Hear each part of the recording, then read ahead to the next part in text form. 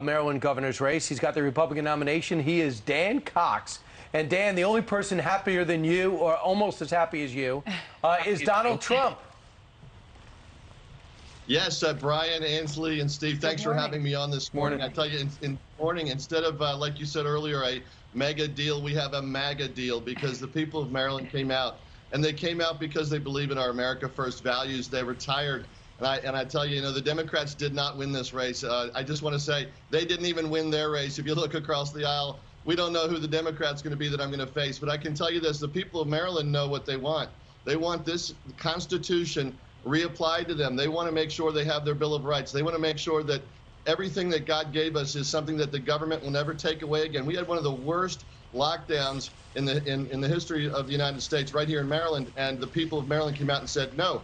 We want to make sure our children, our careers, and our communities are safe. Once again, that's our message. It's winning. People across the aisle are excited about our campaign, and we're going to win in November. Well, Dan, you just mentioned Democrats. I know that the Democratic Governors Association bought $1 million worth of ads in your state backing you over your opponent because on the Republican side, because they see you as an easier opponent come November. So they essentially were helping you now so that you will, in their minds, lose later.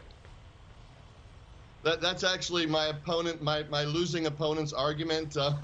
Actually, what happened, Brian, was, or Steve, excuse me, that the arguments of my opponent were then replayed over and over again, smearing, and then at the same time, the Democrats came and purchased ad time on those same exact arguments, attacking me. Calling me things like Dangerous Dan. I mean, this was foolishness. We saw it in Virginia against Glenn Youngkin, and look, he pulled it out and absolutely crushed there. We're going to do that here in Maryland. President Trump is on a roll. I am so grateful for his support.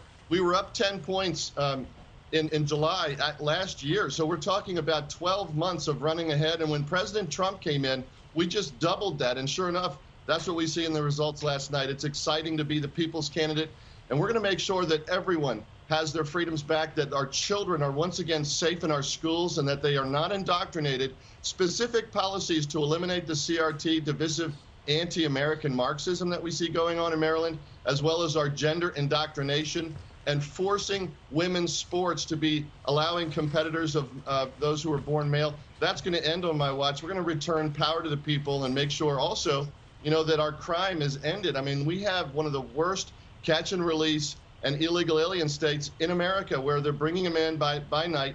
Some of them may be wonderful people, but we need to do this legally, because at the end of the day, we have cartels and MS-13 running our streets. It's going to end on my watch. Dan, do you have to be a little bit more moderate in your state in order to win, though? Because it is a Democratic state, and Biden won by a lot. It's wonderful when I reach across the aisle and we talk about these issues and say, how important is this Constitution to everyone? And when I'm in Prince George's County, Baltimore City, Montgomery County, everywhere I go in Maryland, people want their freedoms back. They're tired of their schools being locked down. They're tired of their children being forced masked. They're tired of the vax passport being talked about, the jabs for jobs. We had 3,500 healthcare workers that were fired from their jobs after working double COVID shifts because of state orders from the governor's office and the health department. That's going to end on my watch, and we're going to restore those jobs. That's number one. And number two, people are in pain at the pump. They're looking around, they're seeing the Biden debacle and saying there's got to be a better path, and we intend to provide it. As you were just talking about, our oil and gas industry in Maryland has been shut down under a moratorium. I intend to reopen that, bring a refinery here, and look at clean forms of energy like small modular reactors. Because right now, if the energy plan that's being proposed is put in place, the Maryland electric grid will not carry that. It will fail. So we've got to make immediate action on this and once again restore that to the people. All right. He won the nomination on the Republican side for governor of the great state of Maryland. Dan Cox, sir, thank you very much for joining us live today. Thank you all so much. God bless. God bless you, too.